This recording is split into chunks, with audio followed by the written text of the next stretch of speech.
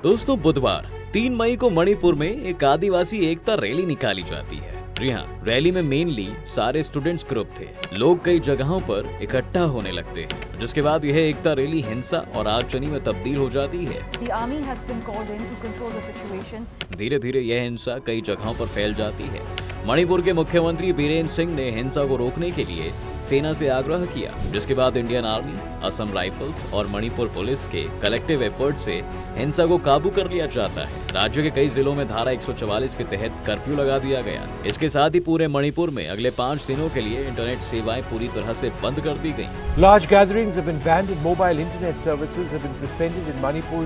The Manipur government has suspended mobile internet for the next 5 days in the state. दंगा इस कदर बढ़ गया कि बीरेन सिंह की सरकार ने सुरक्षा बलों को सख्त निर्देश दिया कि दंगाइयों को देखते ही गोली मार दी जाए। इसके साथ ही राज्य में सभी ट्रेनों को भी रोक दिया गया। तो दोस्तों, मणिपुर में क्यों भड़की हिंसा और क्यों कई जिले भीषण आग में जलने लगे, बताएंगे पूरी कहानी को इस वीडियो में। और साथ ही साथ यह भी बताएंगे कि आखिर अब तक इस हिंसा में कितना कुछ नुकसान हुआ है। बस बने रहिएगा वीडियो के अंत तक। दोस्तों, मणिपुर पूर्वोत्तर भारत का एक ऐसा राज्य है जहां पर अक्सर कोई ना कोई विवाद होता ही रहता है। वहां पर कुछ रेबल ग्रुप्स भी हैं, जिसके कारण कुछ जगहों पर AFSPA कानून भी लागू है। इस कानून के बारे में भी आपको आगे बताऊंगा, लेकिन अभी फोकस करते हैं रीसेंट टाइम में जो आगजनी की घटनाएं हुई हैं। जी हाँ, दरअसल दोस्तों, यह पूरा विवाद वहां पर रहने वाले 2 समुदायों को लेकर है। एक मैतेई समुदाय है जो मणिपुर की घाटी में रहती है और उसे अनुसूचित जनजाति यानी कि ST कैटेगरी से बाहर रखा गया है। वहीं पर दूसरे वे लोग हैं जो अनुसूचित जनजाति यानी कि ST कैटेगरी में आते हैं।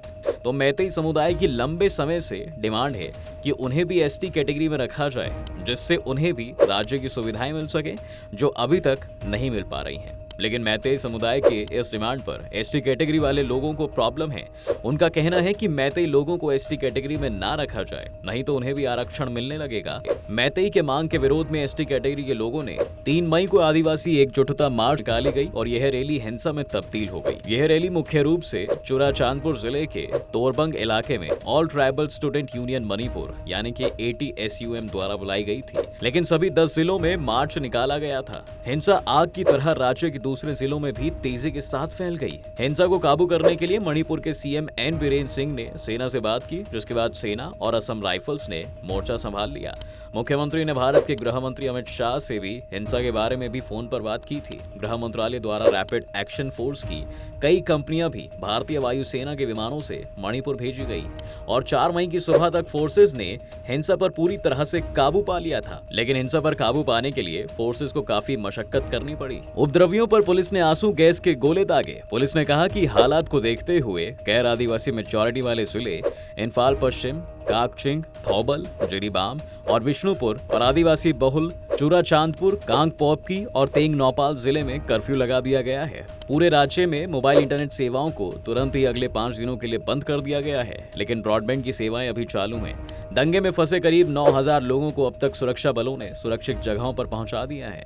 रात को ही इम्फाल, चुराचांदपुर और कांगपोपकी सहित मणिपुर के 8 जिलों में धारा 144 के तहत कर्फ्यू लागू कर दिया गया। इलाके में शांति का संदेश देने के लिए पुलिस और सेना के जवानों ने फ्लैग मार्च भी किया। इस मामले में अब राजनीति भी खूब हो रही है दोस्तों।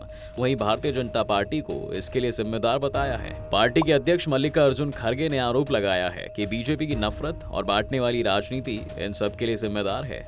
ओलंपिक गोल्ड मेडलिस्ट और राज्यसभा सांसद मैरी कॉम ने भी ट्वीट कर अपना दुख व्यक्त किया है। मैरी कॉम ने ट्वीट कर लिखा है, मेरा राज्य मणिपुर चल रहा है। साथ ही उन्होंने देश के प्रधानमंत्री नरेंद्र मोदी, रक्षा मंत्री राजनाथ सिंह, गृह मंत्री अमित शाह और कई टीवी चैनल को टैग भी किया है। दोस्तों, मणिपुर में दरअसल मैतेई, नागा, कुकी और दूसरे समुदाय के लोग रहते हैं। मैतेई जो कि गैर आदिवासी समुदाय है और ये सिर्फ राज्य के वैली यानी घाटी में रहते हैं और इन्हें पहाड़ी एरिया में रहने की इजाजत नहीं है, क्योंकि मणिपुर में एक कानून है कि पहाड़ी क्षेत्र में सिर्फ आदिवासी लोग रह सकते हैं और जो गैर आदिवासी के लोग हैं वे सिर्फ वैली रीजन में रहेंगे। इसके साथ ही कानून में यह भी नियम है कि आदिवासी समुदाय के लोग घाटी में भी रह सकते हैं अगर वे चाहें। तो आदिवासी समुदाय में नागा और कुकी जैसी जनजातियां भी आती हैं। यह विवाद भी मैतेई और नागा कुकी समुदाय के बीच हुआ था।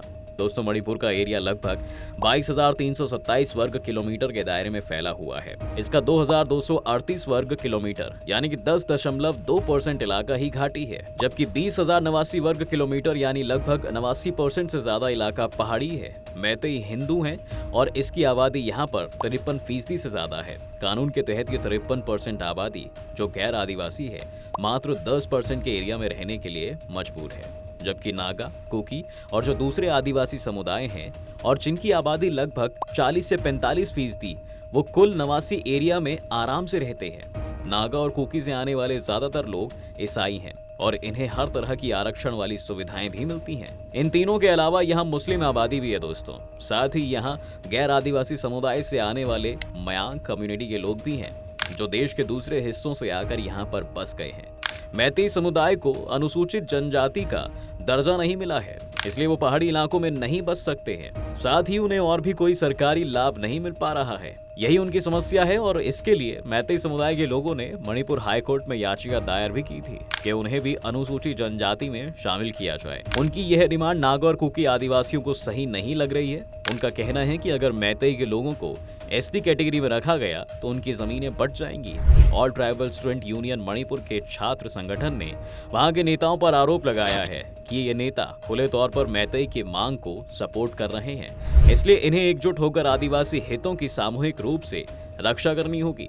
मैतेई समुदाय की अपील पर सुनवाई करते हुए मणिपुर हाईकोर्ट ने 19 अप्रैल को अपने एक फैसले में कहा था दोस्तों कि सरकार को मैतेई समुदाय को जनजातीय वर्ग यानी कि एसटी कैटेगरी में शामिल करने पर विचार करना चाहिए। इस फैसले के विरोध में मणिपुर में आदिवासी छात्र संगठन ने बुधवार को राज्य भर में विरोध प्रदर्शन किया, जिसमें आदिवासी और गैर आदिवासी लोगों के बीच चूरा चांदपुर जिले में हिंसा हुई और फिर यह हिंसा राज्य के कई इलाकों में तेजी के साथ फैल गई। रैली में कई छात्र संगठन शामिल थे और ये सभी all tribal student union Manipur के बैनर तले प्रदर्शन कर रहे थे। वहीं अगर बात करें मणिपुर के बारे में दोस्तों, मणिपुर की राजधानी इम्फाल है। मिजोरम, नागालैंड और असम इसके पड़ोसी राज्य हैं। इसके साथ ही मणिपुर पड़ोसी देश म्यांमार से भी बॉर्डर शेयर करता है। यहाँ पर रहने वाले मैतेई समुदाय जो गैर आदिवासी हैं उन्हें म्यांमार से भी प्रॉब्लम हो रही है। म्यांमार और बांग्लादेश से लोग राज्य में घुसपैठ करते हैं। एक तो उन लोगों को रहने के लिए राज्य में केवल 10% जगह मिली ही है और उस पर ये घुसपैठी भी रहने लगते हैं। जी हाँ, वहीं दूसरी तरफ इन ट्राइब्स का डर हो सकता है सही हो कि इन्हें एसटी कैटेगरी में रखने पर उनके जमीन और संसाधन बट जाएंगे, लेकिन मैतेई लोगों की भी प्रॉब्लम सुनने योग्य है। म्यांमार में इस साल फरवरी में सेना के तख्तापलट के बाद लोग बड़े पैमाने पर सीमा पार कर चुके हैं। ज्यादातर लोग भारतीय इलाके में आए हैं, इसमें दर्जनों पुलिस वाले भी शामिल हैं। एक रिपोर्ट के मुताबिक अब तक 15,000 से ज्यादा शरणार्थी मिजोरम, नागालैंड और मणिपुर में घुसे हैं। असम राइफल्स के एक अधिकारी के मुताबिक म्यांमार में सैन्य तख्तापलट के बाद लोगों ने पूर्वोत्तर राज्य में शरण लेना शुरू कर दिया है। इससे राज्य में हत्या के साथ ही आपराधिक घटनाएं बढ़ती जा रही हैं। अधिकारी ने बताया कि अवैध घुसपैठ को रोकने के लिए भारत म्यांमार सीमा पर ज्यादातर क्रॉसिंग को बंद रखने का फैसला लिया गया है। इसके साथ ही म्यांमार और बांग्लादेश से आने वाले घुसपैठी भारत के राज्यों में अवैध तस्करी भी करते हैं। अंत में अब आपको दोस्तों AFSPA कानून के बारे में भी बता देते हैं, जो पूर्वोत्तर भारत के कई राज्यों में लागू है। दोस्तों यह एक सेंट्रल लॉ है जो सुरक्षा बलों को स्पेशल पावर देता है।